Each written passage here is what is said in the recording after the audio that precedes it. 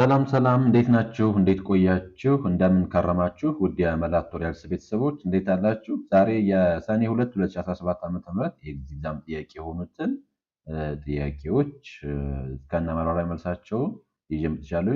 በዚህ ቪዲዮ በዋናነት በሰኔ 2 ዓ.ም ሰኔ 2 2017 ዓ.ም የማኔጅመንት ተማሪዎች የቢዝነስ ማኔጅመንት እንዲሁም የቢዝነስ አድሚኒስትሬሽን ተማሪዎች የተፈተኗቸው የኤግዛም ጥያቄዎችን ነው የምንመለከተው። እንግዲህ ከአሁን በፊት ወደ 3 የሚደርሱ ክፍሎችን ለማየት ሞክረናል። ዛሬ በሚኖረን ቆይታ ደግሞ አራተኛውን ክፍል እንመለከታለን ማለት ነው። እንግዲህ በዋናነት ዛሬም ኦልሞስት ወደ 20 የሚደርሱ ጥያቄዎችን እንመለከታለን ማለት ነው። ወደ 20 የሚደርሱ ጥያቄዎችን እንመለከታለን። ከዛ ተጨማሪ ያው የጥር ላይ ኤግዚት የምትወስዱ አሁን 2018 ላይ ከሰኔ 2015 ጀምሮ የነበሩትን ከመጀመሪያው ዓመት የኤግዚት ዓመት ጀምሮ የነበሩትን የኤግዚት ጥያቄዎች እስከነ ማብራሪያ መልሳቸው እስከ 2017 እስከሰጡ ድረስ እስካሁን እስከምንሰራው ድረስ ያሉትን የምትፈልጉ ከሆነ ማብራሪያቸው የምትፈልጉ ከሆነ በዛው ልክም ላይክ የሚነበቡ አይነት ፋይሎችንም የምትፈልጉ ከሆነ ኤኒ ታይም ኮንታክት ልታደርጉ ትችላላችሁ። ስልክ ከስር የተቀመጠው ነው የምታዩት ስልክ ነው 0933 025888 ላይ ደውላችሁ ልጠይቁ ትችላላችሁ። ወደፊትም ቢሆን ከኤግዚዛም ኤኒ ታይም የምትወስዱ ተማሪዎች እና ይህንን ቪዲዮ የምትመለከቱ ተማሪዎች በማንኛውም ሰዓት የምታነቡት አይነት ጥንቅቅ ያለ ማቴሪያል የምትፈልጉ ከሆነ ኮንታክት ልታደርጉ ትችላላችሁ። 16ቱም ኮርስ ላይ የተዘጋጁ ሾርት ኖቶች፣ በየኮርስ ያዘጋጇቸው ሞዴል ጥያቄዎች እንዲሁም ደግሞ በዋናነት የኤግዚት ኤግዛም ጥያቄዎቹን በማብራሪያ መልክ ለማንበብ በጣም ቀላል በሆነ አይነት መንገድ የተዘጋጁ ስለሆነ በዚህ በቀላሉ የዝግጅታችሁን ጥሩ ለማድረግ የበለጠ ዝግጅታችሁን አሪፍ ለማድረግ የምትፈልጉ ተማሪዎች ኤኒታይም ኮንታክት ልታደርጉኝ ትችላላችሁ። ይህንን ካልን በቀጥታ ወደ ጥያቄዎቹ እንግባ። እንግዲህ ዛሬም እንዳልኳችሁ መጀመሪያ ላይ ወደ 20 የሚደርሱ ጥያቄዎችን እንመለከታለን። የመጀመሪያው ጥያቄ የሚሆነው an experienced team of consultants is working on a complex project. The leader prefers to let them decide their approaches and all these steps in for consultation. What types of leadership style is the leader using? Laissez-faire leadership style, situational leadership style, transformational leadership style, transactional leadership style. እንግዲህ በአንድ ፕሮጀክት ውስጥ ነው ያሉት። in a given project በአንድ given በሆነ ፕሮጀክቱ there are an experienced የሆነ ቲም አለ ነው። ያ experienced የሆነ ቲም ደግሞ በዋናነት ያ experienced የሆነ ቲም ኦፍ ኮንሰልታንት ያለው ሊደር ደግሞ በዋናነት ምን አድርጋቸው ነው to let them decide their approach ማለት የራሳቸውን አይነት አፕሮች ዲሳይድ እንዲያደርጉ ሌት ለማድረጋቸው ወይ ደግሞ ፈቀደላቸው። ስቴፕ የሚያደርገው ኦንሊ ፎር ኮንሰልቴሽን ማለት ሲያስፈልግ ብቻ ነው ስቴፕ የሚያደርገው ኢንቮልቭ የሚያደርገው። ይሄን አይነት የሊደርሺፕ ስታይል ምን ብለን እንጠራዋለን ስንል the answer would be a laissez-faire leadership style ነው። laissez-faire leadership style ነው። ምክንያቱም እዚህ ነው laissez-faire leadership style ተብሎ የሚጠራው leadership style ያ ፍሪ ሬን እየተባለ የሚጠራው በጣም ላይክ ለኤምፕሎዮቹ ወይንም ለፎሎወሮቹ በጣም ማክሲመም ዩናይት ፍሪደምን አለው የሚያደርግ የሊደርሺፕ ስታይል ነው። አለው የሚያደርግ የሊደርሺፕ ስታይል ነው። ሊደሩ ስቴፕ የሚያደርገው ሲያስፈልግ ብቻ ነው እንጂ አብዛኛውን ውሳኔ የሚወስኑት ግባቸውን ኦብጀክቲቫቸውን ሴት የሚያደርጉት ቤዚካሊ ፎሎወሮች ናቸው ማለት ነው። the leader only provide guidance ጋይዳንስን የመስጠት ብቻ ነገር ላይ ኢንጌጅ የሚያደርገው። ስለዚህ የዚህን አይነት አፕሮች laissez-faire leadership style ተብሎ ይጠራል። laissez-faire leadership style ተብሎ ይጠራል። ስለዚህ ሊደሩ ቤዚካሊ ፎሎወሮች በጣም ኤክስፒሪየንስ ናቸው፣ ካፓብል ናቸው። ስለዚህ ዳይሬክት አያደርግም እንደዚህ አድርጉ እንደዚህ አታድርጉ ብሎ ላይክ ዲሳይድ የማድረግ ነገር እነሱን ጋይድ የማድረግ ነገር ላይ ኢንጌጅ ያደርግ የሚያስፈልጋቸው ነገር ብቻ የማቅረብ በተለይ እንደዚህ ትላልቅ በሆነ የሪሰርች ኢንስቲትዩሽን ላይ በጣም ኤክስፒሪየንስ የሆኑ ሰራተኞች በሚሉን ጊዜ መጠቀም የሚጠበቅብን የሊደርሺፕ ስታይል laissez-faire leadership style በጣም ፍሪ ሬን መሆን መቻል አለብን። which means ሰራተኞቻችን የራሳቸውን አፕሮች ዲሳይድ እንዲያደርጉ የሚያስፈልጋቸውን ግብአት ብቻ በማቅረብ ሰፖርት ነው ልናደርጋቸው የሚገባው። ያን አይነት የሊደርሺፕ ስታይል ነው laissez-faire leadership style ተብሎ የሚጠራው። ስለዚህ መልሱ ኤ ነው የሚሆነው። situational leadership style ወይንም ኮንቲኒየስ እየተባለ የሚጠራው ይሄ leadership style depends upon environmental factors ነው። environmental factor ላይ ምን ያደርጋሉ? ዲፔንድ ያደርጋሉ። means ፎሎወሮቻችን እንዳላቸው ባህሪ እንዳላቸው ስኪል እንዳላቸው ኒድ ዲፔንድ የሚያደርግ አይነት የሊደርሺፕ ስታይልን situational leadership style ተብሎ ይጠራል። situational leadership style ማለት there is no one best way to manage or to lead impress ብሎ የሚያስብ ነው ማለት ሰዎችን ጋይድ ለማድረግ አንድ ቤስት የሚባል አይነት መንገድ የለም። it depends upon a situation የሚል አይነት ፐርስፔክቲቭ ነው። ስለዚህ ትራንስፎርሜሽናል መሆን ባለብን ወቅት ትራንስፎርሜሽናል ምን ከሆነ ትራንዛክሽናል መሆን ባለብን ወቅት ትራንዛክሽናል ምን ከሆነ ዲሞክራት መሆን ባለብን ወቅት ዲሞክራት ምን ከሆነ laissez-faire መሆን ባለብን ወቅት laissez-faire ምን ከሆነ which means ያለን የሊደርሺፕ ስታይል ቫሪ ማድረግ የምንችል ከሆነ that's all about situational leadership style ተብሎ ይጠራል። situational leadership style ተብሎ ይጠራል። ስለዚህ ኮንቲንጀንት ወይንም ኢንቫይሮንመንት ቤዝድ የሆነ አዳፕቲቭ የሆነ የሊደርሺፕ ስታይል ነው ማለት ነው። ትራንስፎርሜሽናል ሊደርሺፕ ስታይል ይሄ የበለጠ ትራንስፎርም ማድረግ ላይ ትራንስፎርም የሚለው በኋላ ከትራንስፎርሜሽን ጋር የተያያዘ አንድ ጥያቄ እንመለከታለን። ስለዚህ የትራንስፎርሜሽናል ሊደርሺፕ ኢዝ ኦል አባውት ቤዚካሊ ቪዥንን ሰዎችን ላይክ ይሄ ኤክስትራኦርዲናሪ የሆነ አውትካም ወይም ደግሞ ላይክ ሰዎች በጣም ስፔሻል የሆነ ታለንታቸውን ማውጣት እንዲችሉ መጠቀም እንዲችሉ የሚያደርግ ሰው ትራንስፎርም ማድረግ የሚችል ቼንጅን ክሬት ማድረግ የሚችል የሊደርሺፕ ስታይል ደግሞ ትራንስፎርሜሽናል ሊደርሺፕ ስታይል ተብሎ ይጠራል። ትራንስፎርሜሽናል ሊደርሺፕ ስታይል ተብሎ ይጠራል። ትራንዛክሽናል ሊደርሺፕ ስታይል ተብሎ የሚጠራው ይሄ ቤዚካሊ ኤክስቼንጅ ላይ ወይም ደግሞ እንዳጠቃላይ ትራንዛክሽን ላይ ፎከስ የሚያደርግ ነው። which means በዋናነት ሰዎችን ፎር ዘ ጉድ ፐርፎርማንስ ሪዋርድ የሚያደርግ ወራስ ፎር ዜር ፑር ፐርፎርማንስ ደግሞ ፐኒሽ የሚያደርግ የሊደርሺፕ ስታይል ደግሞ ትራንዛክሽን ቤዝድ የሆነ ነው። ትራንዛክሽን ቤዝድ የሆነ ስለዚህ በዋናነት ሪዋርድ እና ፐኒሽመንትን እንደ ቱል በመጠቀም ሰዎችን ሊድ ለማድረግ የሚሞክር የሊደርሺፕ ስታይል ደግሞ ትራንዛክሽናል ተብሎ ይጠራል ማለት ነው። ስለዚህ የዚህኛው ጥያቄ መልስ ኤ ሌዘስፌር ሊደርሺፕ ስታይል ይሆናል ማለት ነው። ወደ ሁለተኛው ጥያቄ ከማልፋችን በፊት ለዚህ ቪዲዮ ወይም ለዚህ ቻናል አዲስ የሆናችሁ ቻናሉን ሰብስክራይብ ማድረጋችሁ እንዳትረሱ። ይህ ቪዲዮ ብዙዎች ጋር መድረስ እንዲችል ላይክ፣ ሼር ማድረጋችሁ እንዳትረሱ። አመሰግናለሁ። Question number 62. So a population has a mean of 50 and standard deviations of 5. So if a sample of 25 is drawn, what is the standard error of the mean? Now, የጠየቅነው ምንድነው? እንደጠቃላይ ፖፑሌሽናችን ሚኑ 50 ላይ ነው። ሶ ፖፑሌሽን ሚናችን 50 አለ። ጊቭን የተሰጠን ጊቭን 50 ነው። ከዛ ስታንዳርድ ዲቪዬሽናችን ደግሞ 5 ነው ይለናል። ፖፑሌሽን ስታንዳርድ ዲቪዬሽናችን 5 ነው። the same wise if the sample of 25 is drawn ነው። ስለዚህ 25 ሰዎችን ድሮ ብናደርግ then what will be the standard error ነው የሚለው። ስታንዳርድ ኤረር ማለት ስታንዳርድ ዲቪዬሽን ኦፍ ኦል ፖሲብል ሳምፕል ሚንስ ይባላል። በሳምፕሊንግ ዲስትሪቢዩሽን ውስጥ there is ዲፈረንት የሆነ ሳምፕል ሚን ሪዛልት ይኖራል። ምክንያቱም የተለያየ ኮምቢኔሽን ሊኖረን ስለሚችል የተለያየ አይነት ሳምፕሎችን በወሰድን ቁጥር የተለያየ ሳምፕል ሚን አለን። ስለዚህ የነዛ ሳምፕል ሚኖቹ ስታንዳርድ ዲቪዬሽን ኮልት ስታንዳርድ ኤረር ተብሎ ይጠራል። ስለዚህ ስታንዳርድ ኤረር ማለት ስታንዳርድ ዲቪዬሽንስ ኦፍ ኦል ፖሲብል ሳምፕል ሚንስ ተብሎ ይጠራል ማለት ነው። እንዴት አድርገን ዲፋይን የምናደርገው ነው? አይ እንዴት አድርገን ካልኩሌት የምናደርገው ስለን በዋናነት ካልኩሌት ለማድረግ የምንጠቀመው ምንድነው? አንደኛ ፖፑሌሽን ሚናችን ጊቨናችን እንደምናውቀው ሶ ፖፑሌሽን ሚናችን 50 ነው። ስታንዳርድ ዲቪዬሽናችን ደግሞ 5 ነው። ሳምፕል ሳይዛችን ደግሞ 25 ነው። ስለዚህ ስታንዳርድ ኤረር ማለት ስታንዳርድ ዲቪዬሽን ዲቫይድ ባይ ስኩዌር ኦፍ ኤን አድርገን ነው ካልኩሌት የምናደርገው። ስለዚህ ስታንዳርድ ዲቪዬሽናችን 5 ነው። ስኩዌር ኦፍ 25 ስናደርገው 5 ሲካፈል 5 ይመጣል ማለት ነው። ምክንያቱም 25 ከስኩዌር ሲወጣ 5 ስለሚሆን ሶ ስታንዳርድ ኤረር would be 1 ይመጣል ማለት ነው። ስለዚህ መልሱ የሚሆነው ቢ መልሱ ቢ ይሆናል ማለት ነው። 1 የሚለው ይሄን በዚህ መንገድ ነው የምንሰራው። እሺ question number 63. So when Ethiopian manufacturers sell products to the foreign subsidiary at the price significantly lower than the market price, aiming to reduce a tax liability in high tax country, this practice is referred to as price escalation, psychological pricing, transfer pricing, consignment pricing. So and the Ethiopia የሚገኝ አይነት ማኑፋክቸረር so when they sell products to the foreign subsidiary, the foreign subsidiaryዎቻቸው ወይ ደግሞ ለነሱ የራሳቸው ሰብሲዲያሪ ተቋማቶች ሲሸጡ ከማርኬት ፕራይስ ባነሰ ዋጋ የሚሸጡ ከሆነ ያንን የሚያደርጉት ቤዚካሊ የሚሸጡባቸው አይነት ሀገራቶች በጣም ሃይ ታክስ የሆነ አይነት ሀገራቶች ሊሆን ይችላሉ። ስለዚህ ከዛ አይነት የታክስ ሊያቢሊቲ ያለባቸውን ታክስ ሊያቢሊቲ ሪዲዩስ ለማድረግ በማሰብ ሎው የሆነ አይነት ፕራይስ ሴት የሚያደርጉ ከሆነ ምን ብለን እንጠራዋለን ነው? ፕራይስ ኤስካሌሽን፣ ሳይኮሎጂካል ፕራይሲንግ፣ ፕራይስ ትራንስፈር ፕራይሲንግ፣ ኮንሳይንመንት ፕራይሲንግ ምን ተብሎ ይጠራል? እንግዲህ ቤዚካሊ በነገራችን ላይ ከዶሜስቲክ ማርኬት ይልቅ ፎሪን ማርኬት ላይ ፕራይስን የምንቀንስ ከሆነ እሱ ደምፒንግ እየተባለ ይጠራል። ግን ይሄኛው ቤዚካሊ ኤሙ ምንድነው? አላማው የታክስ ላያቢሊቲን ሪዲዩስ ለማድረግ ነው። ምክንያቱም የምንሸጥበት ቦታ ላይ በጣም ሃይ ታክስ የሆነ ካንትሪ ባለባቸው ሀገራቶች ላይ ምርታችንን ለመሸጥ ስለዚህ በሎወር ፕራይስ ወደዛ ላይክ ፕሮዳክታችንን የምንሸጥ ከሆነ የምናስገባ ከሆነ ያንን ምን ብለን እንጠራዋለን? እሱ ይሄንን price escalation, psychological pricing, transfer pricing, consignment pricing. So here the answer would be C, transfer pricing. ለምን መስላችሁ ትራንስፈር ፕራይሲንግ ብለን ነው? ትራንስፈር ፕራይሲንግ ቤዚካሊ በመልቲናሽናል ኮርፖሬሽን አፕላይ የሚደረግ የፕራይሲንግ አይነት ነው።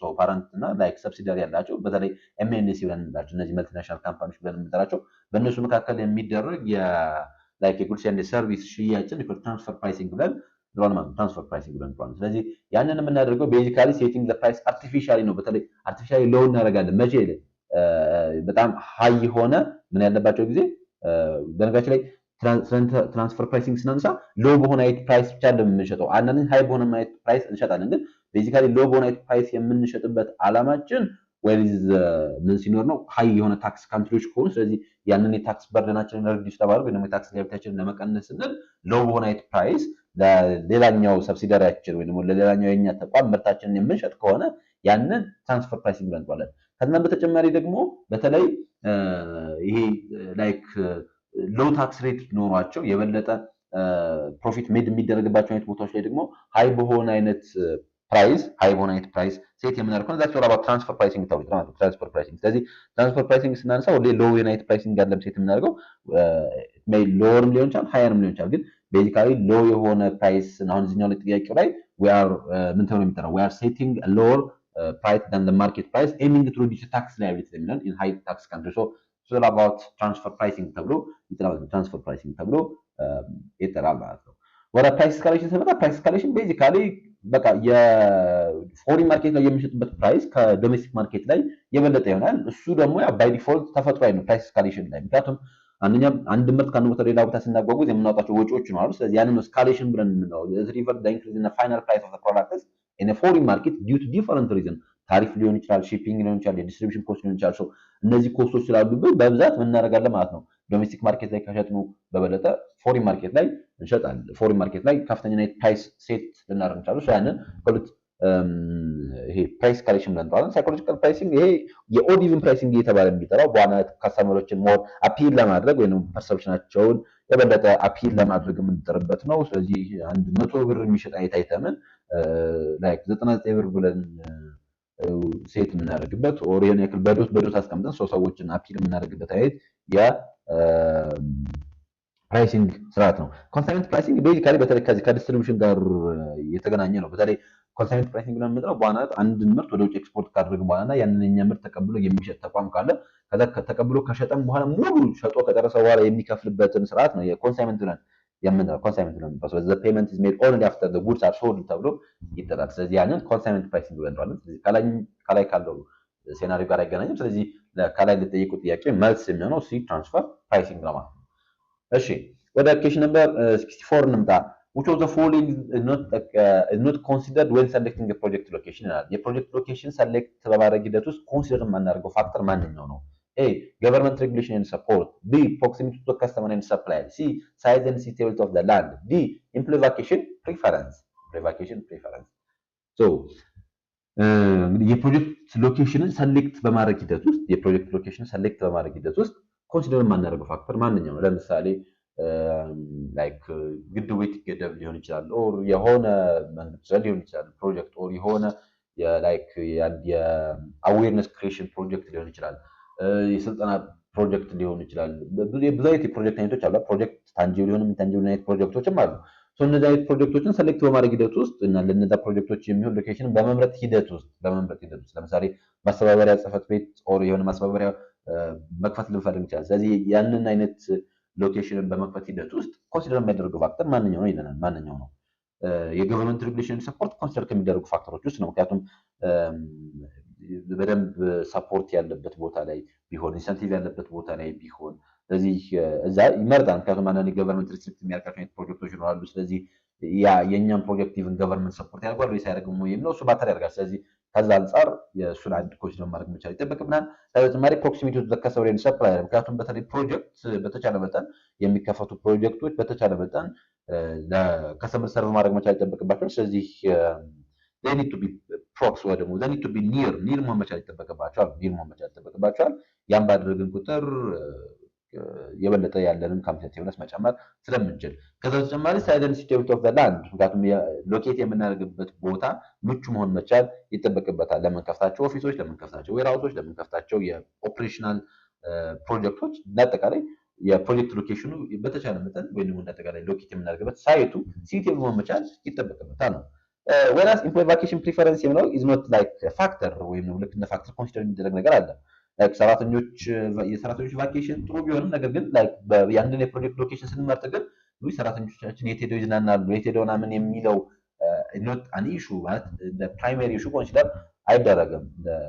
የበለጠ ሎኬሽናል ቾይስ የበለጠ ኦፕሬሽናል የሆነ ፋይናንሻል የሆነ ሎጂስቲክ ምናምን ወይንም እነዚህ ቤዚክ የሚባሉ ፋክተሮች አሉ። ስለዚህ ከፋይናንስ ኮኦፕሬሽን ከምናምን አንጻር ከተለያዩ ሴናሪዎች አንጻር ነው ኢቫሉዌት የሚደረገው እንጂ ላይክ ይሄ ፐርሰናል የሆነ ሌጀሮች ወይም ደግሞ ቅንጦቶች እንደ ፋክተር ኮንሲደር አይደረጉም በፕሮጀክት ሎኬሽን ጊዜ። ስለዚህ መልሱ ዲ ነው የሚሆነው ማለት ነው። መልሱ ዲ ነው የሚሆነው ኖት ፋክተር ስለሚል ኢምፕሎይ ቫኬሽን ፕሪፈረንስ የሚለው መልስ ይሆናል ማለት ነው።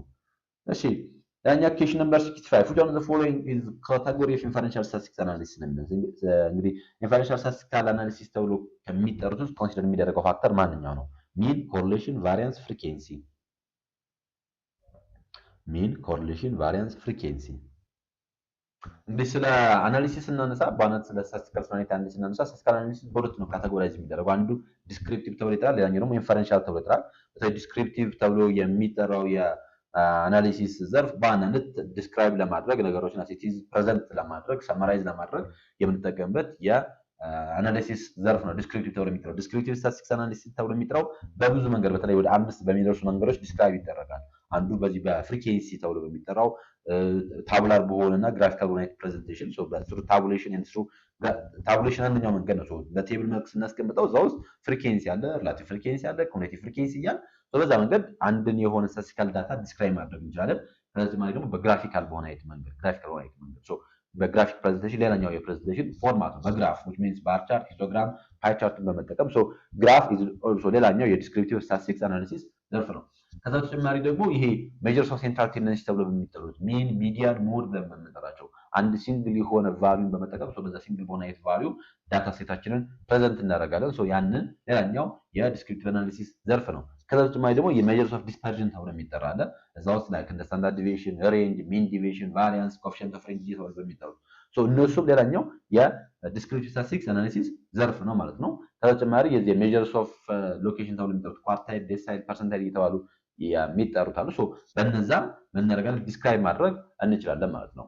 ወደ ኢንፈረንሻል ስታቲስቲክስ ስንመጣ ግን ኢንፈረንሻል ስታቲስቲክስ በዋናነት አንደኛ በተለይ ስለ አናውንስ ስለሆነ የፖፑሌሽን ፓራሜትራችን የሳምፕል ዳታዎችን በመጠቀም እስቲሜት የምናደርግበት ነው። ከዛ በተጨማሪ ግን ፕሪዲክት የምናደርግበት በቫሪያብሎች መካከል ያለን ሪሌሽንሺፕ በቫሪያብሎች መካከል ያለ ኮዝ ኤንድ ኢፌክት አናላይዝ የምናደርግበት የስታቲስቲክስ ዘርፍ ነው ኢንፈረንሻል ስታቲስቲክስ ተብሎ የሚጠራው። ስለዚህ በኢንፈረንሻል ስታቲስቲክስ ውስጥ ልክ እንደ ሃይፖቴሲስ ቴስቲንግ እንደ ኢንፈረንሻል እንደዚህ እንደ ስታቲስቲካል ኤስቲሜሽን ኤስቲሜት የምናደርግበት ፕሪዲክት የምናደርግበት ስንል ነበረ።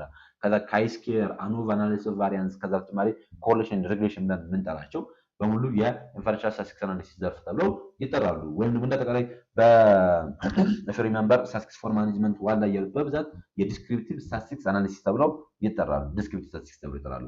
ወላስ ስታቲስቲክስ ፎር ማኔጅመንት ቱ ወይም ደግሞ ላይክ እነዚህ ሳምፕሊንግ ዲስትሪቢዩሽን፣ ስታቲስቲካል ኤስቲሜሽን፣ ሃይፖቴሲስ ቴስቲንግ፣ ካይ-ስኬር፣ አናሊሲስ ኦፍ ቫሪያንስ፣ አኖቫ እንዲሁም ደግሞ ኮሪሌሽን ሪግሬሽን የምንጠራቸው በሙሉ የኢንፈረንሻል ስታቲስቲክስ አናሊሲስ ዘርፍ ናቸው። ስለዚህ ከሚከተሉት ውስጥ የኢንፈረንሻል ስታቲስቲክስ አናሊሲስ ዘርፍ የሆነ ማንኛው ነው? ዛት would be ቢ ኮሪሌሽን ይሆናል። ቢ ኮሪሌሽን ይሆናል ማለት ነው።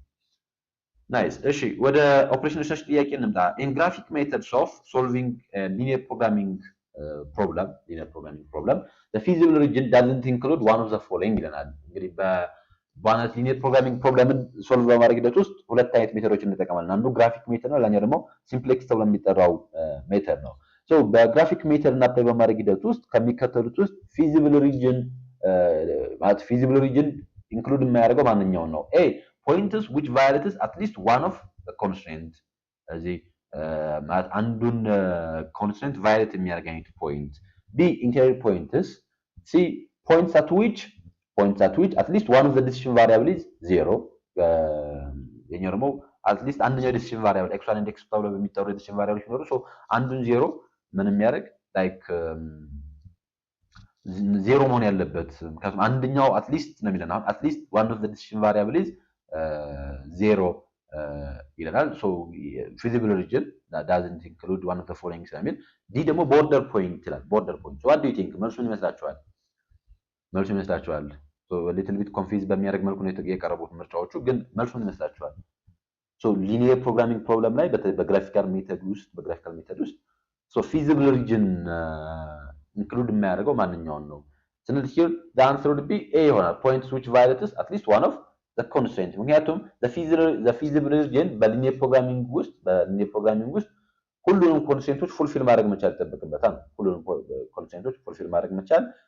ይጠበቅበታል እንጂ ላይክ at least አንዱን ምን የሚያደርገው ይላል ቫዮሌት የሚያደርገው ይላል። ለምሳሌ በነገራችን ላይ ስለ ኮንስትሬንት ስናነሳ ኮንስትሬንት ውስጥ ሶስት አይነት የኮንስትሬንት አይነቶች አሉ። ሲስተም፣ ኢንዲቪጁዋል እና ኔጋቲቪቲ ኮንስትሬንት ተብሎ የሚጠሩ ማለት ነው። ለምሳሌ ሲስተም ኮንስትሬንት ብለን የምንጠራቸው ከአንድ በላይ የዲሲዥን ቫሪያብል ካላቸው x1 x2 ብለን ኤክስፕረስ የምናደርጋቸው እነሱን ሲስተም ኮንስትሬንት ይባላሉ። ኢንዲቪጁዋል ኮንስትሬንት የምንላቸው ግን ለብቻቸው ወይ ኤክስ1 ወይ ኤክስ2 ተብሎ ኤክስፕረስ የሚደረጉ ግሬተር ኦር ኢኳል ቱ ለዘር ኦር ኢኳል ቱ ተብሎ ኤክስፕረስ የሚደረጉትን ደግሞ እነሱን ምን ብለን እንጠራቸዋለን? ኢንዲቪጁዋል ኮንስትሬንት ብለን እንጠራቸዋለን። ከዛ በተጨማሪ ደግሞ ግን እያንዳንዱ ኮንስትሬንት ነን ኔጌቲቭ ኮንስትሬንት አለው። ነን ኔጌቲቭ ኮንስትሬንት ማለት ኤክስ1 እና ኤክስ2 ቫሪያብልስ ካኖት ቢ ዜሮ ማለት ነው። ዜሮ መሆን አይችሉም ነው።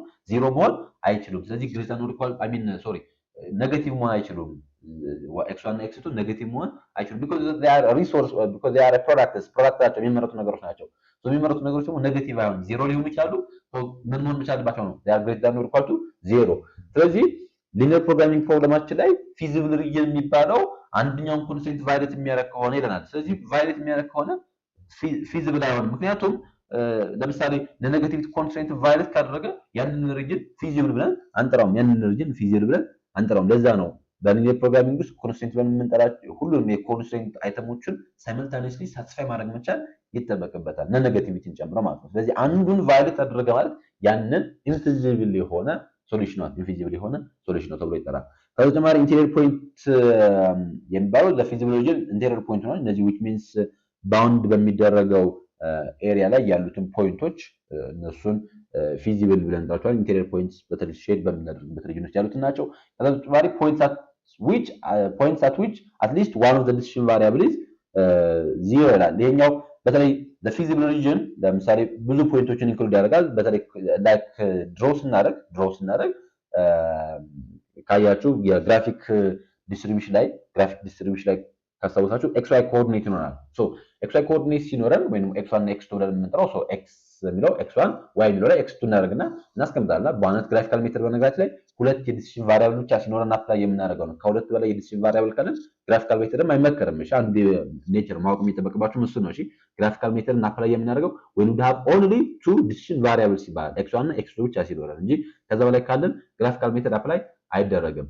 ሶ ቤዚካሊ ካያችሁት የግራፊካል ሜተድ ላይ አንደኛው የዲሲዥን ቫሪያብል ዜሮ የመሆን ቻንስ ይኖራል። ምክንያቱም የኤክስ ዋይ ኮኦርዲኔቱን ስናሰምር ስለዚህ አንደኛውን ፕሎት ድሮ ስናደርግ ቦርደር ፖይንቶቻችን ላይ ለምሳሌ አንደኛው ላይ 0 8 ሊሆን ይችላል። ከዛ ላይ 8 እና 6 የሚል 6 እና 4 የሚል ከዛ ደግሞ ሌላኛው ኮርነር ፖይንታችን ላይ ላይክ 5 and 0 ሊሆን ይችላል። ኤክስ1 አንድ ጊዜ 0 ሊሆን ይችላል። ከዛ ደግሞ ኤክስ2 ላይክ ኤክስ1 0 ሲሆን ኤክስ2 0 አይሆንም ነው። አንደኛው 0 ከሆነ ሌላኛው የሆነ ፖይንት ላይ ያርፋል። ከዛ ሌላኛው ጊዜ ደግሞ ኤክስ2 0 ከሆነ ኤክስ1 ደግሞ ሌላኛው ፖይንት ላይ ያርፋል። ስለዚህ ይሄን ነው የሚያሳየን። የኛው ችግር የለበትም። ከዛ በተጨማሪ ባውንደሪ ፖይንት ይላል። እነዚህም በዋናነት ፊዚብል መሆኑ ወይ ነው ጠቅላይ ኮርነር ፖይንታችንን አይደንቲፋይ የምናደርግበት ስለሆነ ስለዚህ አሁን በግራፊካል ሜተድስ ኦፍ ሶልቪንግ ፕሮብለም ላይ ፊዚብል ሪጅን የማይሆነው ማንኛው ነው ስለዚህ ስለዚህ ፊዚብል ሪጅን የማይሆነው the points at which at least one ምን የሚያደርግልን የአንደኛውን ኮንስትሬንታችንን እንኳን ቫዮሌት የሚያደርግ አይነት ፖይንቶች ካሉ እነዚህ አይነት ፖይንቶች ፊዚብል አይደሉ ማለት ነው። ስለዚህ መልሱ ኤ ይሆናል ማለት ነው። እሺ question number 67 which one of the following capital budgeting method consider the time value of money ከሚከተሉት ውስጥ የታይም ቫልዩ ኦፍ መኒ ኮንሲደር የሚያደርገው የካፒታል በጀቲንግ ሜተድ ምን ተብሎ ይጠራል? አካውንቲንግ ሬት ኦፍ ሪተርን፣ ፔባክ ፔሪድ፣ ኔት ፕሬዘንት ቫልዩ፣ ነን ዲስካውንቲንግ ሜተድ። እሺ here the answer would be ምን ይሆናል? ሲ ይሆናል። ኔት ፕሬዘንት ቫልዩ እንግዲህ ታይም ቫልዩ ኦፍ መኒ ማለት ነው። ስለዚህ ታይም ቫልዩ ኦፍ መኒ በተለይ በፋይናንሻል ማኔጅመንት ውስጥ በፕሮጀክት ውስጥ በተለይ በብዙ ኤሪያዎች በጣም ትልቅ ትኩረት የሚሰጠው ኮንሴፕት ነው ታይም ቫልዩ ኦፍ መኒ። ታይም ቫልዩ ኦፍ መኒ ማለት በዋናነት ቱዴይ like today money or today capital is more worth than the future የሚል ነው የታይም ቫልዩ ኦፍ መኒ ብለን የምንጠራው። ስለዚህ ዛሬ 100 ብር ያለው ቫልዩ ከ10 ዓመት በኋላ ተመሳሳይ ኔት ቫልዩ አይኖረውም። የዛሬ 100 ብር ከ10 ዓመት ካለው 100 ብር የበለጠ ቫልዩ አለው የሚለው። ስለዚህ ምን ያደርጋል የሚለው by its nature money ያለው ቫልዩ ምን ያደርጋ ይመጣል ነው እያነሰ ይመጣል። that is all about time value of money ብለን የምንጠራው እሱን ነው የሚያሳየን። ታይም ቫልዩ ኦፍ መኒ ስንል የሚያሳየን እሱን ነው። ስለዚህ አሁን ጥያቄው የሚሆነው ከሚከተሉት ውስጥ የታይም ቫልዩ ኦፍ መኒን ኮንሲደር የሚያደርገው ፋክተር ማንኛው ነው ወይንም ካፒታል በጀቲንግ ሜተድ ማንኛው ስለሆነ ኔት ፕሬዘንት ቫልዩ ተብሏል። ምክንያቱም ኔት ፕሬዘንት ቫልዩ በዋናነት የታይም ቫልዩ ኦፍ መኒን በመጠቀም ካልኩሌት የምናደርገው እያንዳንዱ ዓመት ላይ ያለውን የካሽ ኢንፍሎውን እያደረግን ዲቫይድ ባይ ለምሳሌ አሁን ፕሬዘንት ቫልዩ እንኳን ስንፈልግ ኔት ፕሬዘንት ቫልዩ ማለት ቶታል ፕሬዘንት ወይንም ቶታል ፕሬዘንት ቫልዩ ማይነስ ካሽ አውትፍሎ እናደርጋለን ወይንም እናጠቃላይ መጀመሪያ ዓመት ላይ ያወጣኑን ኢንቨስትመንት ወጪ ነው። ለምሳሌ አንድን ፕሮጀክት ለመጀመሪያ ያወጣኑ ወጪ 500 ሺህ ብር ቢሆን ከዛ በኋላ በየአመቱ እስቲሜት የሚደረግ የካሽ ኢንፍሎ ይኖራል። ስለዚህ ለምሳሌ ለይር ዋን እንፈልጋለን። ይር ዋን ላይ ኢንተረስት ሬት ይኖራቸዋል። ደግሞ ሚንስ አንድ ገንዘብ ዲዳክት እያደረገ የሚመጣበት ወይም ደግሞ ያለውን ቫሉ እያጣ የሚመጣበት ራሱን የቻለ ሬት ይኖራል። ለምሳሌ 10% ሊሆን ይችላል። ስለዚህ ለይር ዋን ስንሰራ ይር ዋን ላይ ያለውን የካሽ ኢንፍሎ ዲቫይድ ባይ 1 ፕላስ አይ ዘ ፓወር ኦፍ 1 እናደርጋለን። ከዛ ፕላስ እናደርጋለን። ለ10 ዓመት ከሆነ የምንሰራው ከዛ ይር 2 ላይ ያለው የካሽ ኢንፍሎ ዲቫይድ ባይ 1 ፕላስ አይ ዘ ፓወር ኦፍ 2 እናደርጋለን። ይር 3 ላይ ይር 4 ላይ ያን ከዛ እስከ 10ኛው ዓመት ድረስ እናደርጋለን። ካልኩሌት አድርገን ቶታል ፕሬዘንት ቫሉ እናገኛለን። ከዛ ያንን ቶታል ፕሬዘንት ቫሉ ካገኘን በኋላ ኢኒሻል ኢንቨስትመንት ለምሳሌ ቶታል ፕሬዘንት ቫሉያችን 600 ሺህ ብር ቢመጣ ከዛ ሲቀነስ 500 ሺህ ብር እናደርጋለን ማለት ነው። ስለዚህ በዚህ መንገድ ነው የምናገኘው ኔት ፕሬዘንት ቫሉ። ኔት ፕሬዘንት ቫሉያችን ኢቭን ፖዚቲቭ መጣ ማለት ሁሉ ፕሮጀክታችን ኦር ኢንቨስትመንታችን አዋጭ እንደሆነ ያሳየናል። በተለይ ኔት ፕሬዘንት ቫሉ የፕሮጀክት ኢንቨስትመንት አዋጭነት ኢቫሉዌት በማድረግ ሂደት ውስጥ የምንጠቀምበት ትልቅ የሆነ ቱል ነው፣ ትልቅ የሆነ ክራይቴሪያ ነው። ከዛ ውጭ ያሉት ግን ታይም ቫሉት ምንም ኮንሲደር አያደርጉም። ለምሳሌ አካውንቲንግ ሬት ኦፍ ሪተርንን፣ ኤአርአርን፣ ፔባክ ፔሪድ እና ነን ዲስካውንቲንግ ሜተድን ስንመለከት እነዚህ በሙሉ የታይም ቫሉት ምንም ኮንሲደር አያደርጉም። ታይም ቫሉት ምንም ኮንሲደር የሚያደርጉት አንደኛ ኔት ፕሬዘንት ቫሊዩ፣ ከዛ ፕሮፊታቢሊቲ ኢንዴክስ የሚባል አለ። በተጨማሪ ኢንተርናል ሬት ኦፍ ሪተርን ተብሏል። ፔባክ ፔሪድ በሁለት ይከፈላል። በነገራችን ላይ ፔባክ ፔሪድ አንዳንዴ ዲስካውንትድ ፔባክ ፔሪድ የሚሆን አለ። ዲስካውንትድ ፔባክ ፔሪድ ማለት የየአመቱን ካሽ ኢንፍሎ ኮንሲደር አድርጎ የሚሰራ ፔባክ ፔሪድ ከሆነ እሱ ታይም ቫሉት መኒ ኮንሲደር ያደርጋል። ምን ተብሎ ይቀጠራል? ዲስካውንትድ ፔባክ ፔሪድ ዲፒፒ ተብሎ ይላል። ዲስካውንትድ ፔባክ ፔሪድ ወላስ ግን ፔባክ ፔሪድ ባይ ኢትስ ኔቸር ታይም ቫሉት መኒ ኮንሲደር አያደርግም። ፔባክ ፔሪድ ማለት እንደአጠቃላይ ያወጣነውን ኢንቨስትመንት መልሰን ሪከቨር ለማድረግ ምን ያክል ጊዜ ይፈጅብናል የሚሆን ነው ሜጀር የሚያደርገን። አካውንቲንግ ሬት ኦፍ ሪተርን ቤዚካሊ ፕሮፊት ነው። ስለዚህ የነን ዲስካውንት ውስጥ የምናገኘው ነው የአካውንቲንግ ሬት ኦፍ ሪተርን የምንለው። ስለዚህ ምን ያክል አካውንቲንግ ፕሮፊት ሜድ አድርገናል የሚለውን ላይ ፎከስ የሚያደርግ አይነት ኮንሴፕት ነው አካውንቲንግ ሬት ኦፍ ሪተርን ብንለው። ነን ዲስካውንቲንግ ቤዚካሊ ታይም ቫሉት መኒ ኢግኖር የሚያደርግ አይነት ኮንሴፕት ነው። ነን ዲስካውንቲንግ ገንዘብ በቃ ቫሉን ያጣም ብሎ ነው የሚያስበው ማለት ነው ነን ዲስካውንቲንግ ከሆነ። ታይም ቫሉት መኒ ግን በዋናነት ዲስካውንትድ ነው በቃ ማለት ገንዘብ ያለው ቫልዩ በጊዜ ሂደት ዲዳክት እያደረገ ይመጣል ብሎ የሚያስብ ፐርስፔክቲቭ ነው። ይህንን ደግሞ ሜጀር በማድረግ ሂደት ውስጥ የምንጠቀመው ሜተድ ኔት ፕሬዘንት ቫልዩ ነው። ስለዚህ መልሱ ሲ ይሆናል ማለት ነው። እሺ ኬሽን ነምበር 68 suppose you are considering research in the area of improving organizational performance and you prefer each element in the population has equal chance of being included in a sample. What sampling technique you should apply? Simple random sampling, stratified sampling, systematic sampling, cluster sampling. እንግዲህ ከሚከተሉት ሳምፕሊንግ ቴክኒኮች ውስጥ you are like conducting research in the area of improving organizational performance, like organizational performance እንዴት ኢምፕሩቭ ይደረጋል የሚል አይነት ኤሪያ ላይ ጥናት እየሰራችሁ ነው። you prefer each element in the population ማለት በፖፑሌሽናችሁ ውስጥ ያሉት እያንዳንዱ ኤሌመንት equal chance of selection አለ ነው equal chance of being selected in a sample. What sampling technique you should apply? እና የት ሳምፕሊንግ ቴክኒክ ነው አፕላይ የምታደርጉት? Simple random sampling, stratified sampling, systematic sampling, cluster sampling. መልሱ ምን ይሆናል? ኤ ሲምፕል ራንደም ሳምፕሊንግ ነው። ሲምፕል ራንደም ሳምፕሊንግ ባይ ኢትስ ኔቸር ራንደም ሳምፕሊንግ ኦር ፕሮባቢሊቲ ሳምፕሊንግ በተቻለ መጠን ለሪስፖንደንቶቹ ኢኳል ቻንስ ኦፍ ሴሌክሽን ለመስጠት ጥረት ያደርጋል። ኢኳል ቻንስ ኦፍ ሴሌክሽንን ለመስጠት ጥረት ያደርጋል። ግን አፕላይ የምናደርግበት ኔቸር ኦር ያላቸው ፕሪፈረንስ ግን ይለያያል። አሁን ለምሳሌ ስትራቲፋይድ ሲሆን የበለጠ መጀመሪያ ፖፑሌሽን ሄትሮጂኒየስ ከሆነ ስለዚህ የበለጠ ላይክ እያንዳንዱ በፖፑሌሽናችን ሄትሮጂኒየስ የሆነው ከእያንዳንዱ ግሩፕ ሰዎች ኢንክሉድ እንዲደረጉ ስለምንሞክር ዓላማው የበለጠ ሄትሮጂኒየስ የሆነ ፖፑሌሽን ወደ ጥናታችን ውስጥ እንዲካተትና በዋናነት በነዛ ሄትሮጂኒየስ በሆኑ ግሩፖች መካከል ዲፈረንስ አለ ወይስ የለም ወይ የሚለውን ትራክ አውት ማድረግ ስለምንፈልግ ነው። ሲስተማቲክ የበለጠ ይሄ ደግሞ ምን ላይ ፎከስ ያደርጋል? ላይክ የኢንተርቫል ላይ ፎከስ ያደርጋል። በሆነ ያክል ኢኳል በሆነ አይነት ኢንተርቫል ሰዎችን ሰሌክት ማድረግ ኦር ኤሪያዎችን ሰሌክት ማድረግ ላይ ፎከስ ያደርጋል። ክላስተር ሳምፕሊንግም ላይክ የሆነ ሎኬሽንን ኦር የሆነን አንድ ሳይትን ሰሌክት ማድረግ ላይ ፎከስ ያደርጋል። ኢቭን ኢፍ ዛይ ራንደም ሳምፕሊንግ እንኳን ቢሆኑ ነገር ግን በዋናነት በፖፑሌሽናችን ውስጥ ያለው እያንዳንዱን ኤሌመንት ኢኳል ቻንስ ሰሌክሽን በመሰል ደረጃ ሲምፕል ራንደም ሳምፕሊንግ ትልቅ ዩናይት ሚና አለው። አንደኛ ሲምፕል ራንደም ሳምፕሊንግ ግን ሆሞጂኒየስ ነው አይነት ፖፑሌሽን ነው የምንጠቀመው። እሺ ኢቭን መቼ አፕላይ እናደርጋለን ስንል ሲምፕል ራንደም ሳምፕሊንግ would be applied for homogeneous ማለት which means ተመሳሳይ ዩናይት ካራክተሪስቲክስ ተመሳሳይ ዩናይት ፊቸር ተመሳሳይ ዩናይት ኔቸር ላላቸው የፖፑሌሽን ግሩፕ ውስጥ አፕላይ የምናደርገው ነው ሲምፕል ራንደም ሳምፕሊንግ ብለን የምንጠራው።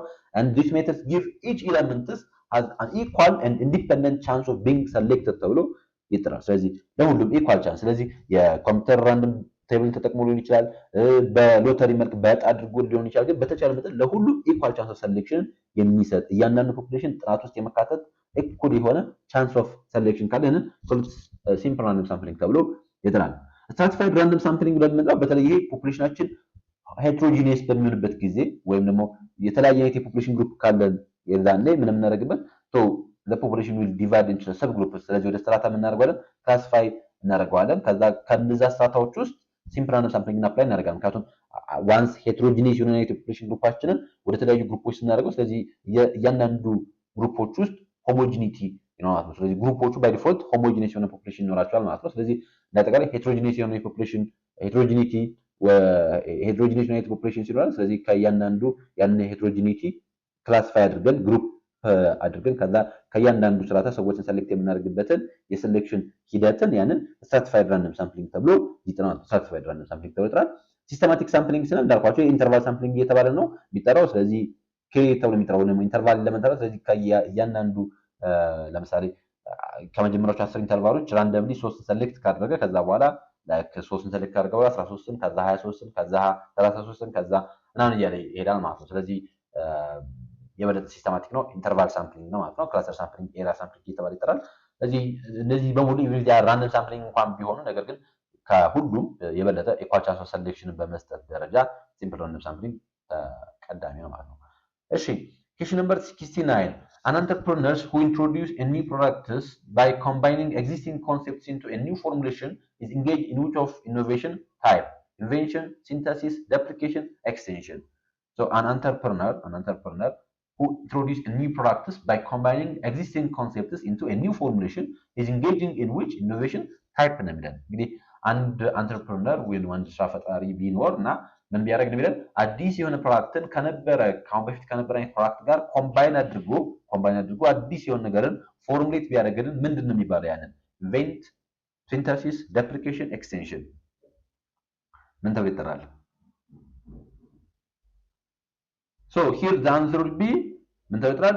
ቢ ሲንተሲስ ተብሎ ይጠራል። ሲንተሲስ ማለት በዋናነት ኮምባይን የምናደርግበት ክሬት ሰምቲንግ ኒው ባይ ኮምባይኒንግ ኤግዚስቲንግ ዊዝ ኒው ተብሎ ይጠራል። ማለት የነበረን ነገር አዲስ ከመጣ ትሬንድ ጋር የምናደርገን ኮምባይን አድርገን አዲስ ነገር ክሬት የምናደርግበትን ሂደት ሲንተሲስ ተብሎ ይጠራል። ስለዚህ ኖቭል በሆነ አይነት መንገድ ስለዚህ ሂር ዘ አንተርፕረነር ዊል መርጅ ኤግዚስቲንግ ኮንሴፕት ዊዝ ኒው ዋን ተብሎ ይጠራል። ስለዚህ መርጅ የሚያደርግበት ማለት ነው። ስለዚህ ያንን ምን ተብሎ ይጠራል? ሲንተሲስ ተብሎ ይጠራል። ሲንተሲስ ተብሎ ይጠራል። ኢንቬንሽን ብለን የምንጠራው ይሄ ለመጀመሪያ ጊዜ አዲስ ነገር ክሬት ስናደርግ ያንን ኢንቬንሽን ብለን እንጠራለን። ሶ ዴቨሎፒንግ ሳምቲንግ ኢንታይርሊ ኒው ተብሎ ይጠራል። ማለት ከአሁን በፊት ያልነበረ ከአሁን በፊት ኤግዚስት ያደረገ ነገር ከሆነ ያንን ኢንቬንሽን ተብሎ ይጠራል። ፈጠራ ተብሎ የሚጠራው ማለት ነው። ፈጠራ ተብሎ የሚጠራው ስለዚህ ያንን ከሁለት ኢንቬንሽን ተብሎ ይጠራል።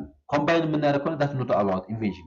ያን ኮምባይን ማድረግ ኢንቬንሽን አያሰኘንም። ኢንቬንሽን የሚባለው we are creating something new different ተብሎ ይጠራል። አዲስ የሆነ ነገር ክሬት የምናደርግ ከሆነ ዱፕሊኬሽን ማለት ሪፕሊኬት ማድረግ መቻል ነው። መደጋገም መቻል ከሆነ ያንን ዱፕሊኬሽን ተብሎ ይጠራል። ዱፕሊኬሽን ስለዚህ የነበሩ አይዲያዎችን የነበሩ ፕሮዳክቶችን የነበሩ አይነት የቢዝነስ ሞዴሎችን በቃ ሪፕሊኬት የምናደርግ ከሆነ በተለያየ ቦታ እየሄድን ያንኑ አይነት ሞዴል አፕላይ የምናደርግ ከሆነ ዱፕሊኬሽን ኦር ሪፕሊኬሽን ተብሎ ይጠራል። ዊዝ ማይነር የሆነ ቼንጅ ሊኖረው ይችላል፣ ግን ዛት ኦል አባውት ዱፕሊኬሽን ተብሎ ይጠራል። ኤክስቴንሽን ማለት የነበረን ፕሮዳክት ምን የምናደርግ ከሆነ የበለጠ ኢምፕሩቭ የምናደርገው ከሆነ የነበረን ላይክ ሰርቪስ ኦር የነበረን አይነት አይዲያ የበለጠ ምን የምናደርግ ከሆነ ኤክስፓንድ ለማድረግ ኢምፕሩቭ ለማድረግ ጥረት የምናደርግ ከሆነ ያንን ኤክስቴንሽን ተብሎ ይጠራል። ኤክስቴንሽን ተብሎ ይጠራል። ከዛ ውጭ ግን ይሄ መርጅ የማድረግ ላይ ኮምባይን የማድረግን ሴናሪዮ ግን ሲንተሲስ ተብሎ ይጠራል። ሲንተሲስ ተብሎ ይጠራል። ስለዚህ የሆነ አንድ ላይ በፊት ላይ የሚታወቅ አይነት ለምሳሌ በፊት ላይ የሚታወቅ አይነት የነበረ አይነት ማቴሪያል ከዛ ከነበረ አዲስ ከሆነ አይነት ፕሮዳክት ጋር ኮምባይን አድርገን በአዲስ መንገድ ኢንጌጅ የምናደርገው that's all about ሲንተሲስ ተብሎ ይጠራል። ሲንተሲስ ተብሎ ይጠራል። ዳኛው in your opinion question number 17 in your opinion what the most effective way for an organization to ensure that its norm promotes inclusivity ነው። ስለዚህ በተቋማችን ውስጥ ያለውን ኖርም ኢንክሉሲቪቲን ፕሮሞት ለማድረግ ኢፌክቲቭ የሆነ መንገድ ማንኛው ነው? A by enforcing strict norms without room for discussion. B by focusing solely on a performance metric. C by keeping norms vague to allow for flexibility. D by clearly defining norms that encourage respect and collaboration.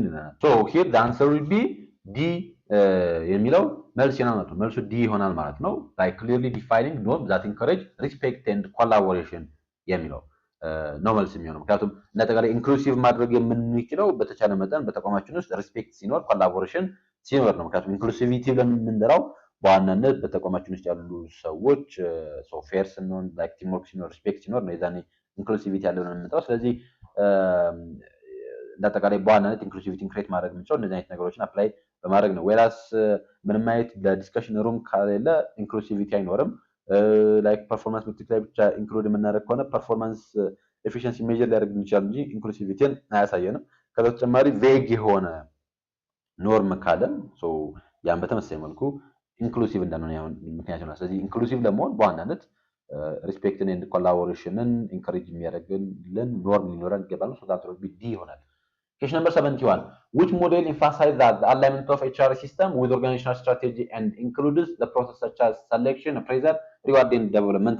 እንግዲህ ከሚከተሉት የሂውማን ሪሶርስ ማኔጅመንት ሞዴሎች ውስጥ የሂውማን ሪሶርስ ሞዴል ማኔጅመንቶች ውስጥ በዋናነት የኤችአር ሲስተማችን ከተቋማችን ስትራቴጂ ጋር ኢንቮልቭ ማድረግ አላይን ማድረግ መቻል አለበት፣ መጣመር መቻል ይጠበቅበታል። እና ደግሞ በዋናነት በሂደቱ ውስጥ በዋናነት የሂውማን ሪሶርስ ፕሮሰሳችን ሰሌክሽን ላይ አፕራይዛል ላይ እና እንዲሁም ሪዋርድ ኤንድ ዴቨሎፕመንት ላይ ፎከስ ማድረግ አለበት ብሎ የሚያስበው የሂውማን ሪሶርስ ማኔጅመንት ሞዴል ምን ተብሎ ይጠራል ነው። ሶ ሂር ዘ አንሰር ውድ ቢ ዘ ማቺንግ ሞዴል ተብሎ የሚጠራው ወይም በለጠር የሚቺጋን ስኩል ተብሎ የሚጠራው ነው። ሚቺጋን ስኩል ሞዴል በዋናነት ስለ ኤችአር ያለው ፐርስፔክቲቭ ምን እንደሚለው የሚያስበው ኤችአር ሲስተም ሹድ አላይን ዊዝ ዘ ኤችአር ስትራቴጂ ነው የሚለው ማለት ከተቋማችን የኤችአር ሲስተማችን ከተቋማችን ስትራቴጂ ጋር አላይን ማድረግ መቻል ይጠበቅበታል። በዋናነት ደግሞ በተቋማችን ውስጥ ሊኖር የሚገባው የኤችአር ፕራክቲስም ሰሌክሽን፣ አፕሬዛል፣ ሪዋርድ እና ዴቨሎፕመንት ነው። እነዚህ የኤችአር ፕራክቲሶች በዋናነት የተቋማችን ኦብጀክቲቭ አቺቭ በማድረግ ሂደት ውስጥ በጣም ሰፖርት ያደርጉናል ብሎ የሚያስብ ነው። ማቺንግ ሞዴል ስንል በዋናነት በቃ ፒፕል ማኔጅመንት ዊዝ ስትራቴጂክ ኒድ ነው። ስለዚህ ሰዎችን ከተቋማችን ስትራቴጂክ ኒድ ጋር የምናደርግበት አላይን የምናደርግበት ማች የምናደርግበትን ፐርስፔክቲቭ ነው የሚያሳየን።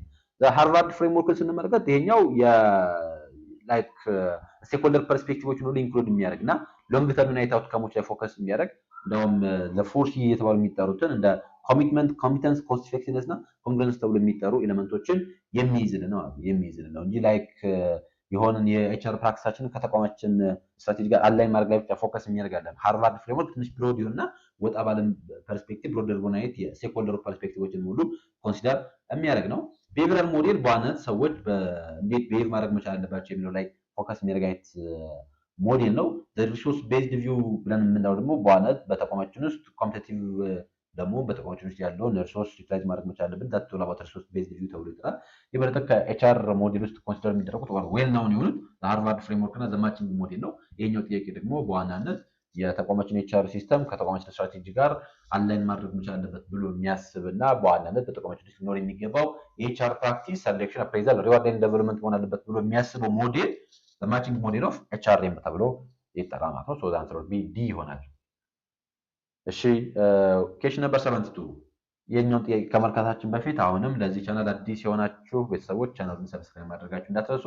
ይህን ቪዲዮ የምትመለከቱ ሁላችሁም ደግሞ ይህ ቪዲዮ ብዙዎች ጋር መድረስ እንዲችል ላይክ ማድረጋችሁን ሼር ማድረጋችሁን እንዳትረሱ። የኤግዛም ቀን እየቀረበ ነው። ስለዚህ የበለጠ ዝግጅታችሁን ጥሩ ስለሚያደርግላችሁ በደንብ አይ ቲንክ ኤክስፕላኔሽኖቹ ክሊር የሆኑ ይመስለኛል እና ክሊር በሆነ አይነት መንገድ ኤክስፕሌን ለማድረግ ጥረት ስለማድረግ በብዙ ዳይሜንሽን ለማየት ጥረት ስለማድረግ ስለዚህ ያላችሁን ዝግጅት የበለጠ ጥሩ ያደርግላችኋል እና ስለዚህ ፈተና ለሚፈተኑ ጓደኞቻችሁ በሙሉ ላኩላቸው። እሺ ኩዌስችን ነምበር 72 if you were to design a simple structure for a small startup which action would you prioritize ይለናል። እንግዲህ ስሞል ዩናይት ስታርታፕ ነው፣ ጀማሪ የሆነ ቢዝነስ ነው። ስለዚህ አንድ ሻይ ቤት ከፍቶ ሊሆን ይችላል አንድ የሆነ ቢዝነስ።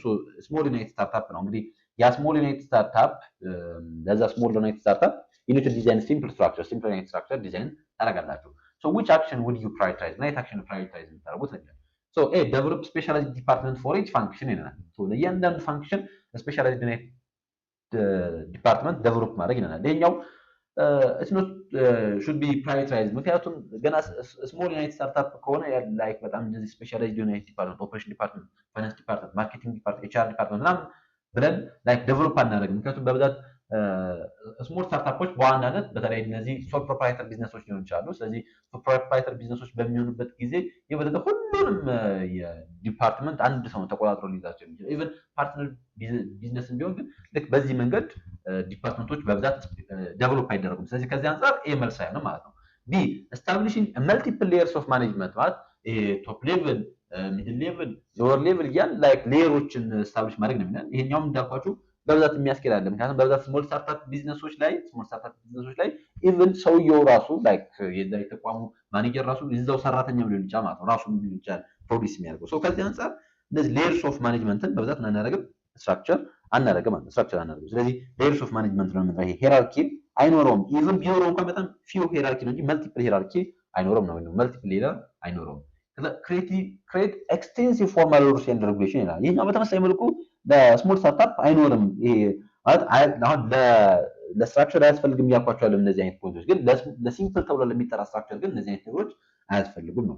ምክንያቱም ኤክስቴንሲቭ ፎርማል ሩልስ ኤንድ ሬጉሌሽን የሚያስፈልገው በዋናነት በጣም ትልቅ ለሆነ አይነት ተቋማቶች ናቸው። ስለዚህ ለእነዚህ አይነት ስሞል ለሆነ አይነት ስታርታፖች በጣም ፍሌክሲቢሊቲ ይፈልጋሉ። ስለዚህ ከዚህ አንጻር ኤክስቴንሲቭ የሆነ ፎርማል ሩልስ ኤንድ ሬጉሌሽን ውድ ኖት ቢ አፕሮፕሪየት ፎር ሲምፕል ስትራክቸር።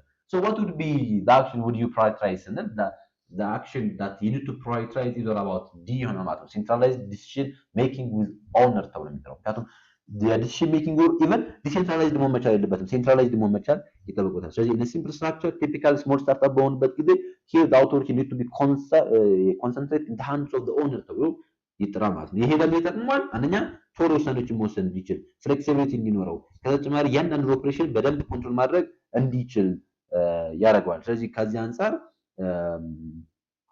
ለሲምፕል ስትራክቸር የበለጠ ሴንትራላይዝድ ዲሲዥን ሜኪንግ ሞር ሪኮመንድ ይደረጋል። ስለዚህ the answer will be D ይሆናል።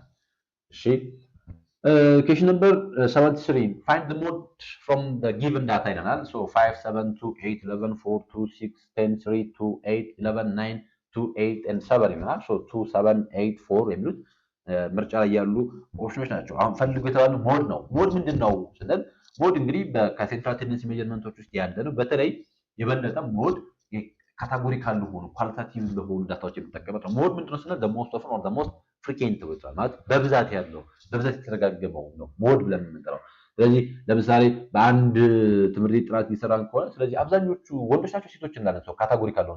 አብዛኞቹ የምን እምነት ተከታዮች ናቸው፣ አብዛኞቹ የማን ኳስ አድናቂ ኳስ የምን ክለብ ደጋፊዎች ናቸው፣ አብዛኞቹ that's all about ሞድ ተብሏል። ሞድ ስንል ቤዚካሊ የሚያሳየን ሪፒቲሽንን ድግግምን ነው የሚያሳየን። አሁን ከዚህ ውስጥ ሞዱ ማንኛው ነው ይላል። እንግዲህ ሞዱን ለመስራት ፍሪኩዌንሲ ነው የምንመለከተው ማለት ነው። ስለዚህ አንኛ የተሰጠን ጊቭን ዳታ አለ። ስለዚህ ያንን ጊቭን ዳታ ምን እናደርጋለን? ሊስት አውት እናደርጋቸዋለን። ለምሳሌ 2 አለ፣ 2 4 ጊዜ ሀፕን አድርጓል። 8 አለ፣ 8 3 ጊዜ፣ 7 ስንት ጊዜ? 2 ጊዜ፣ 11 2 ጊዜ ሀፕን አድርጓል። ወይራስ የተቀሩት 3 4 5 6 9 and 10 ሞዳቸው ስንት ነው? አንዳንዴ ነው ላይክ አይ ሚን ሀፕን ያደርጉት አንዳንድ ጊዜ ነው። ሶ ሞዱ ስንት ነው ስንል ሞድ ማለት the most often the most frequent ነው። ምን ተው ይጣራ መሳችሁ the most frequent get the highest attention ይባል ከፍተኛ ነው ትኩረት የሚያገኙት the most repeated የሆኑት ነምበሮች ናቸው። ስለዚህ here the answer would be ምን ይሆናል ማለት ነው? መልሱ 2 ይሆናል ማለት ነው። ስለዚህ መልሳችን A ይሆናል። A ይሆናል።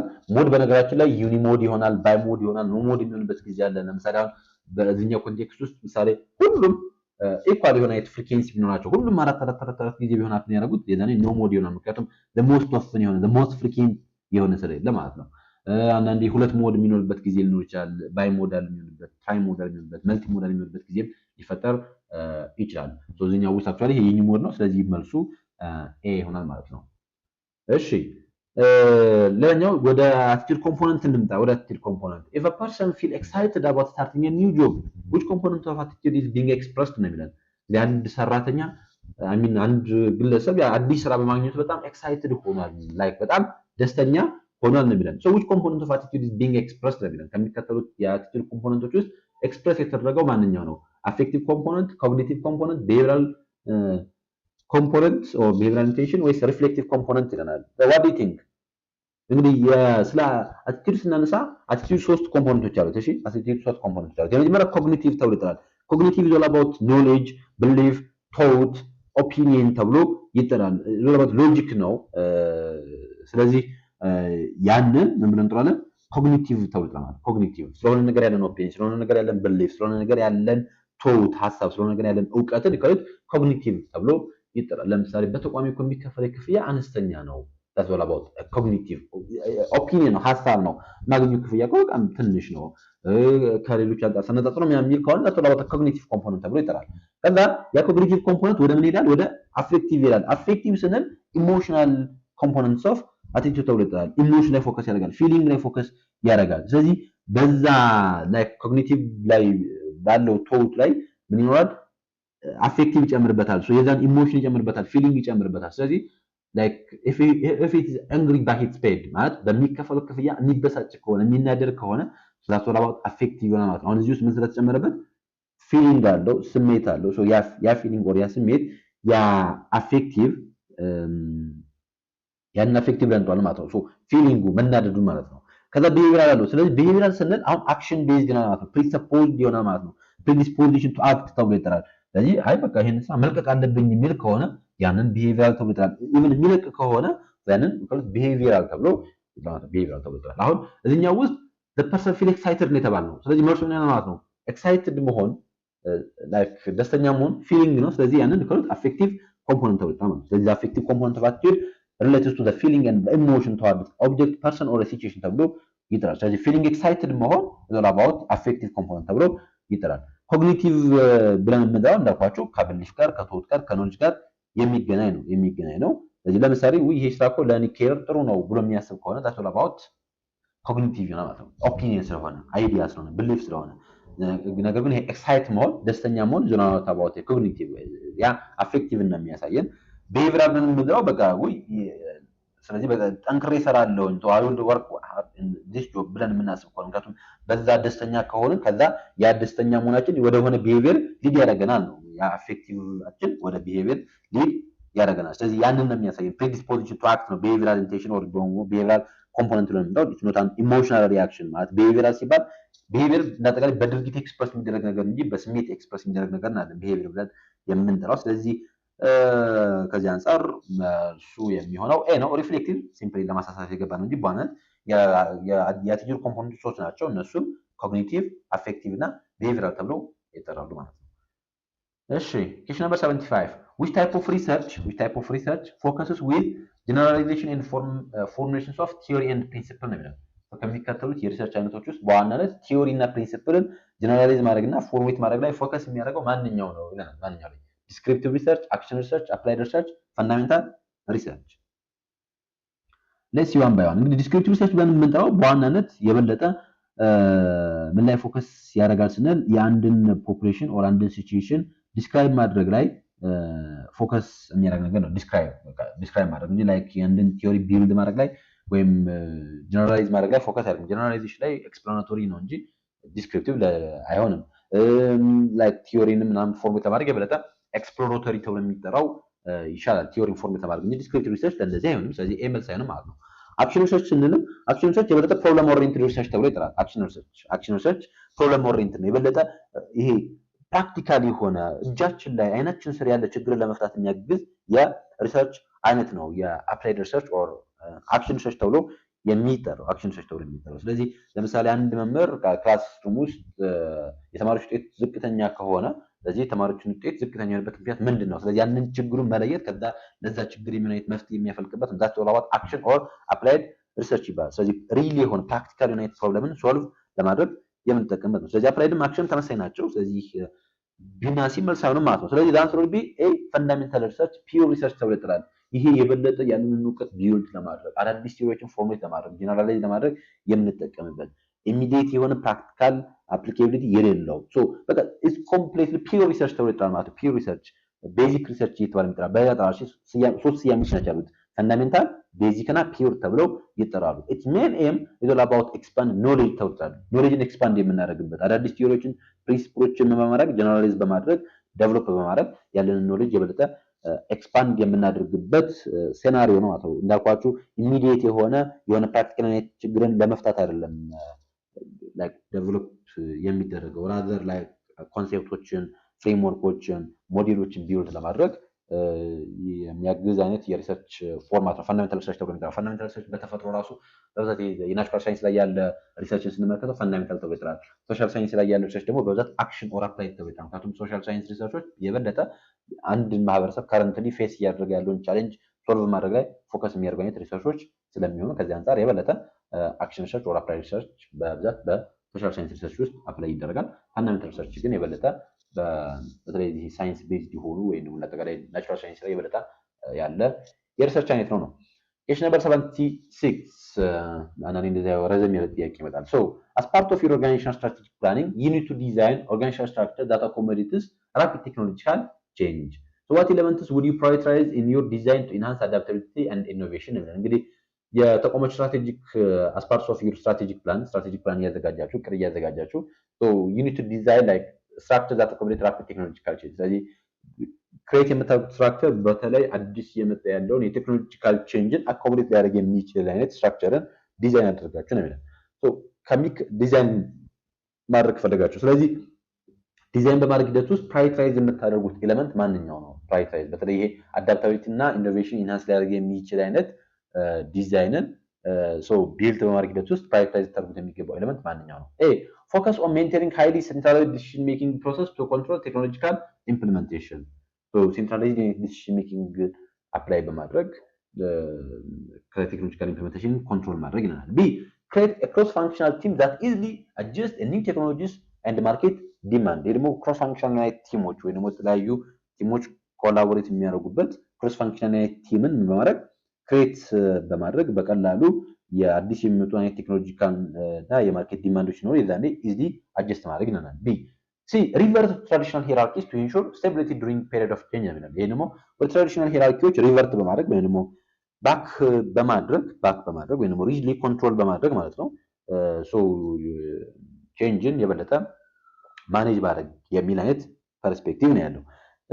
ዲ ኢንፋሳይዝ ስትሪክት ዲቪዥን ኦፍ ሌበር with clearly defined roles and responsibilities ነው። ይሄኛው ደግሞ ስትሪክት የሆነ የዲቪዥን ኦፍ ሮል ወይ ደግሞ ዲቪዥን ኦፍ ሌበርን በማምጣት ላይክ ሮል ኤንድ ሬስፖንሲቢሊቲን ክሊርሊ ዲፋይን ማድረግ እና ስትሪክትሊ ላይክ ያንን በዛ መንገድ ማኔጅ ማድረግ ነው እንግዲህ።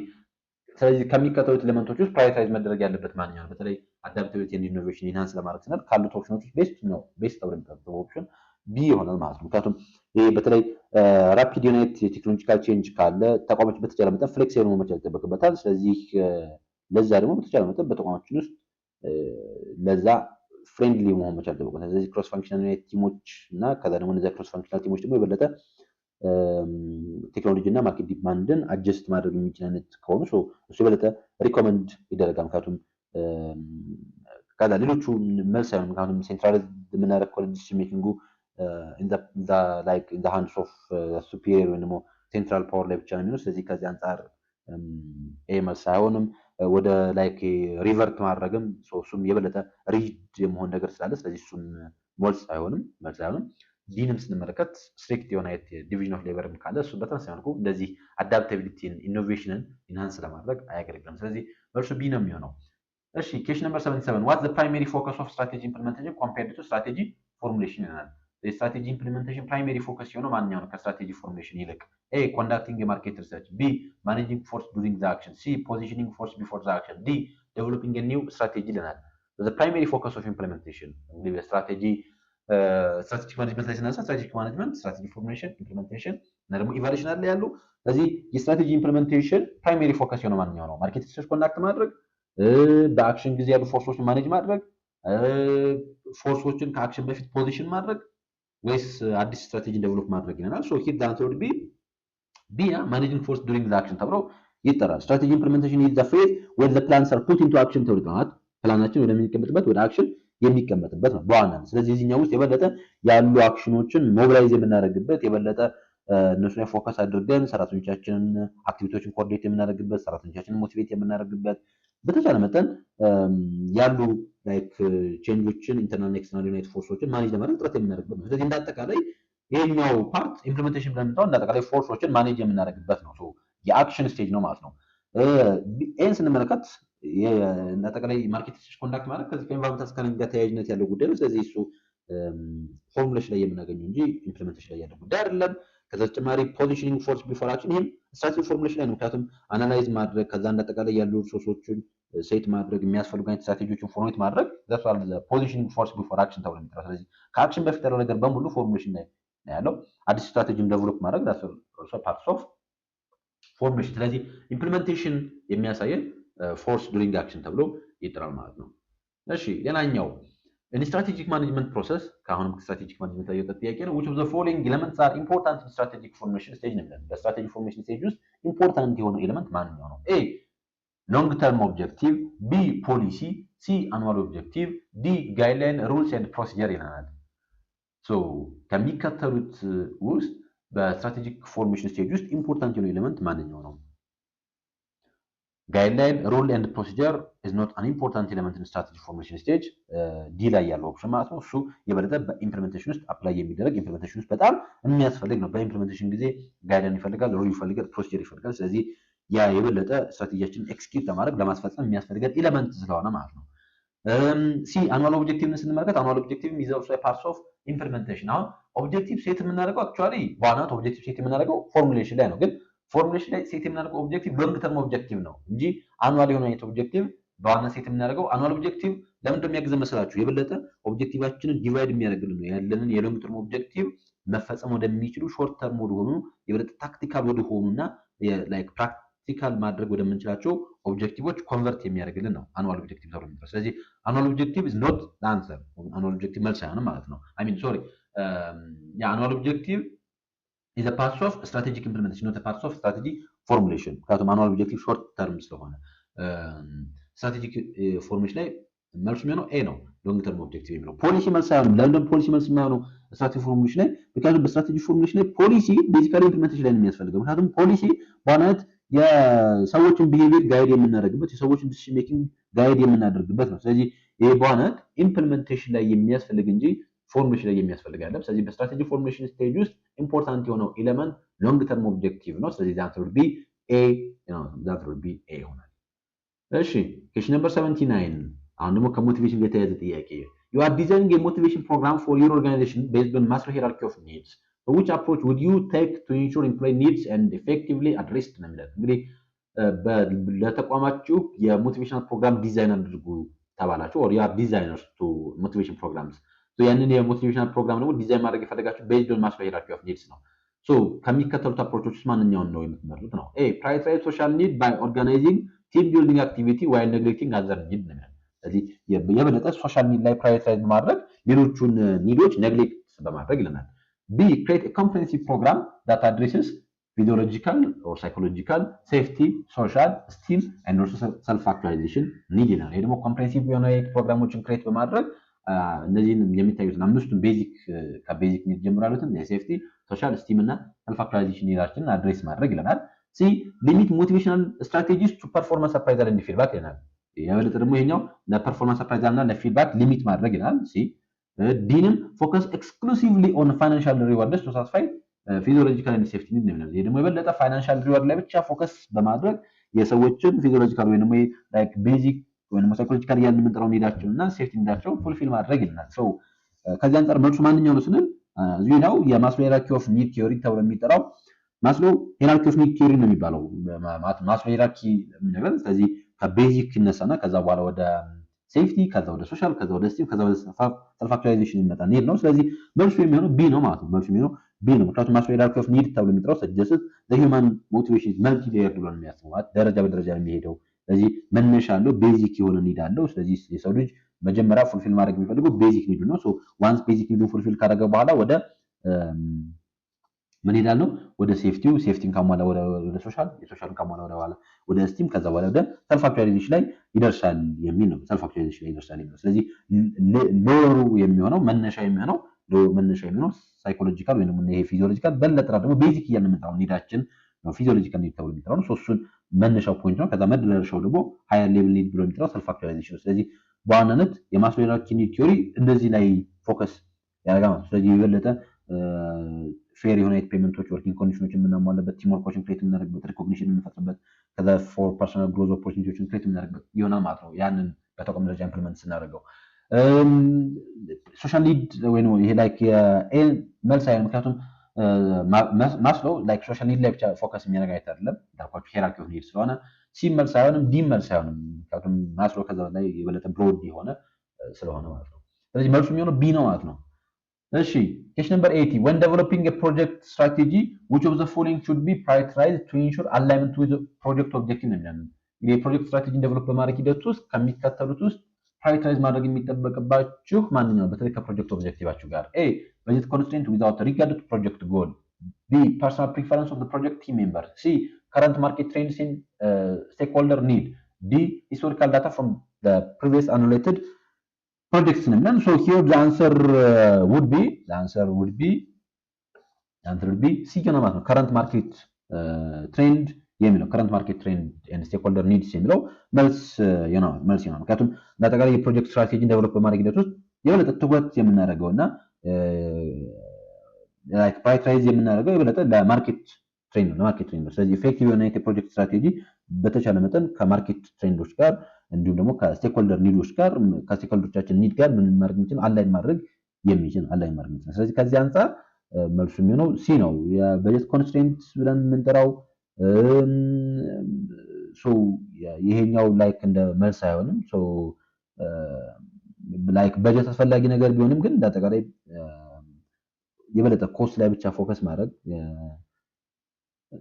እሱ ላይክ ጥሩ የሆነ አውትካም እንዳናገኝ ከሚያደርገን ውስጥ ነው የሚመደበው። ምክንያቱም አሁን የበለጠ ጥሩ የሆነ ፕሮጀክት ስትራቴጂ ዴቨሎፕ በማድረግ ሂደት ውስጥ ኮንሲደር ይደረጋል። ግን